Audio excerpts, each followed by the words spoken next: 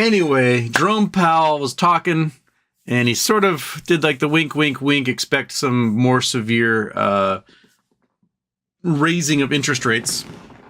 And so the market went, oh no! But really, that's what the market should be doing. They should be holding on to their butts. So Josh Pepels, Tennessee. Happy birthday, Houston. What are a few examples of things we would be hearing in the news for economic crash, or which persons will be most affected? I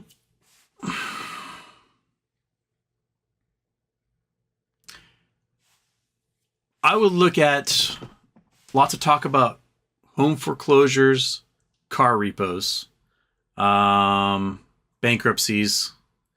Those are probably big three things to look at. I would look at layoffs from corporations,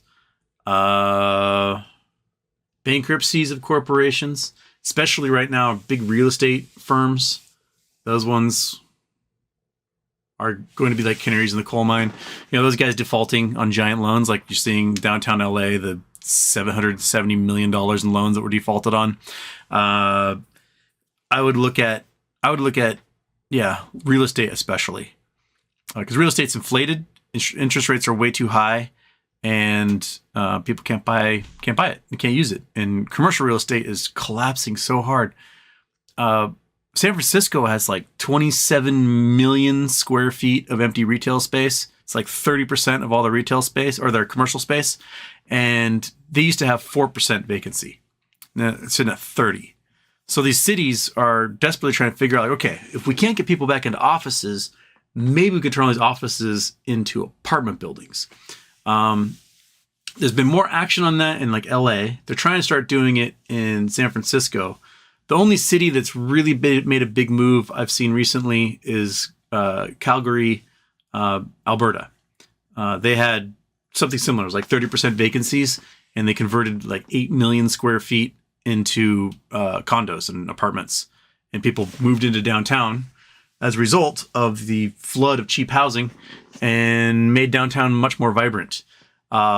Here in Seattle, there's talk about, there's like an 8-block area that is the King County complex. It's got the court and the jail and administrative offices and things like that.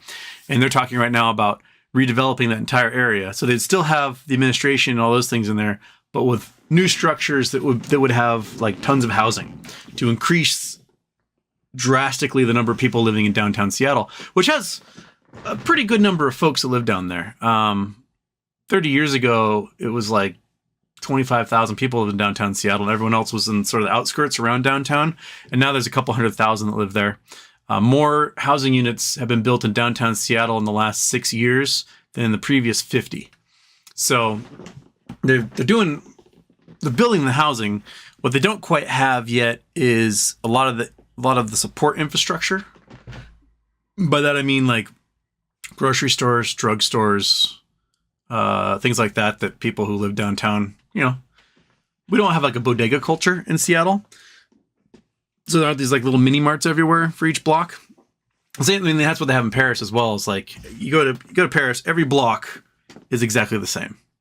There's a brasserie on both ends, restaurants both ends. In between, you have pharmacist, bodega, a couple of little shops. And you go across the street, same thing. You go one block over, same exact thing. Every single solitary block is exactly the same that way. So that you can walk out of your house and you have everything you need within 100 feet in either direction. American cities outside of like New York don't really have that same type of privatized infrastructure for supporting populations. So I think one of the things that a lot of these cities need to look at is ways of feeding the people who live downtown. Like they can't just go to restaurants every day of their lives. They sometimes have to go buy boxes of cereal and other things. So figuring out how to get grocery stores and, you know, mini marts everywhere is probably a good thing.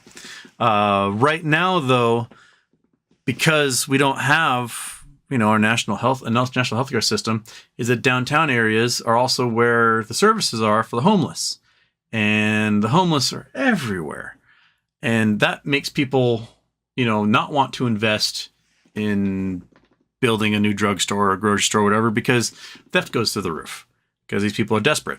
So, you know, if we want to,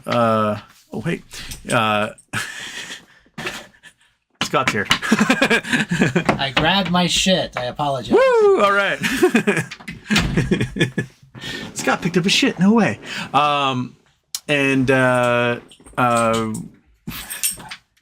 back in here. I know. Yeah, come on. See, but, you know, if we're going to try to improve these urban areas in the country, we have to improve sort of our social safety net in general, for all these folks. So commercial real estate is going to, like, if you want to help commercial real estate, help people. There you go. It's all woven. It's all connected. It's all like a nice little lattice that is tied together. So, okay. That was a long ways from Pet Pal's question. But which person is most affected? People most affected are going to be those directly invested into these things. But usually they've got money squirreled away in offshore bank accounts. So if they lose $1 billion, they still have $1 billion hidden somewhere else. The ones that are always affected the most are the low-rung folks who are tied to this stuff. You know, real estate agents, mortgage brokers, people who clean houses, furniture makers, whatever. Like those folks are going to be hit hardest. And they may not have the same sort of trampoline parachute, whatever you want to call it. It's protecting them from when the bottom falls out that the rich folks will have. So, you know, there'll be some rich people who are completely wiped out because they didn't know that they should squirrel away cash into secret offshore bank accounts. So you'll see their homes get seized and sold and whatnot. And you'll probably see a couple of low-rung folks go to prison for mortgage scams or whatever else that happened during these things. But, yeah. Okay. Chad McGruff, Killerus. G-Font, I'm thinking of puts on the Swiss market index. Their economy has a concentration of banking risk. I mean, why not? Their central bank lost $130-something billion. Credit Suisse is about to go under. UBS is not doing much better. I have no idea what the canton banks, which are like the individual banks for each sort of, the cantons are like their states or counties. I don't know how it's small country. They're little. But they have like publicly owned banks and they pretty much work for the people in those little cantons, those little districts. But the big two are not healthy at all. UBS and Credit Suisse are not doing well. Credit Suisse especially. I don't see Credit Suisse surviving personally. And I don't know what comes out of them if they do die, because, you know, they are one of the premier Swiss banks, and Switzerland is known for bankings. So if what you're best at is dying, how do you market that in the future? I don't know.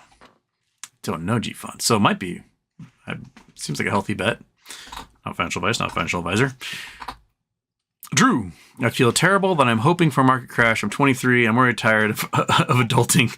I just want to help others and zone out and learn what I want to do with my life. I hear you, man.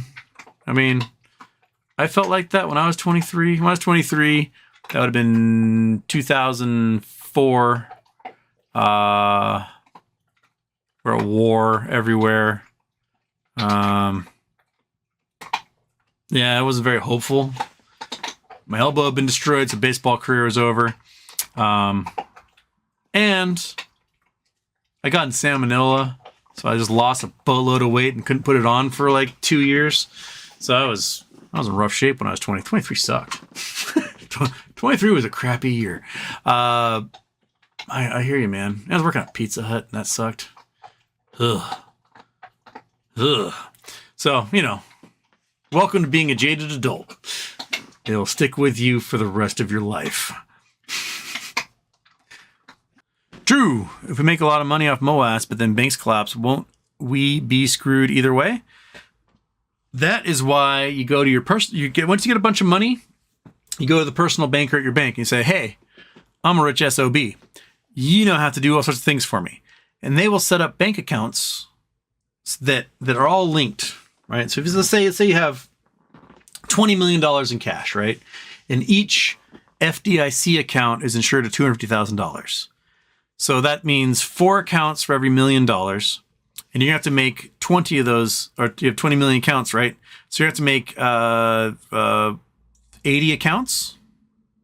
So your bank will make 80 bank accounts that all max out at $250,000 that all draw from one account.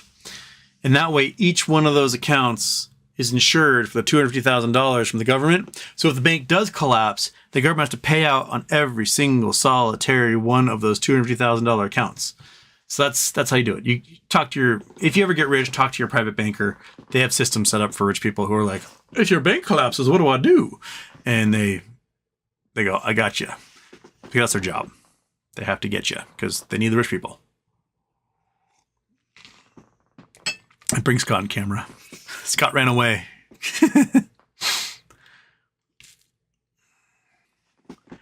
B-Ball 3710. What kind of price target could DRV be if real estate really hits the fan? What's realistic? Okay, let's look at DRV. DRV had like a 6% gain the other day. So DRV is like the anti real estate bubble thing. Okay, let's look at the max. So we've had no real big stuff since July 2009 when it first was created. It's been halved a whole bunch. So the equivalent price today is $300,000, which is ridiculous, right? But we can see these spikes. Let's do 5-year. So we can see there's a spike in March 2020 when the market hit the fan and everyone's like, oh no, we're going to be able to pay for anything. That $580. It is a decaying value, although we got some spike last fall at $80. It'd been as low as 30 something. It'd been low as 32. I wouldn't doubt, because this wasn't an actual collapse in the housing market. This was a brief downturn in the market due to COVID, where everyone panicked. When we see an actual like collapse in the market, I wouldn't doubt if we see prices back in this region again. When those securities and those derivatives start collapsing, definitely more than $100 for sure. Probably several hundred, be my guess, is what it will spike to and then start decaying again.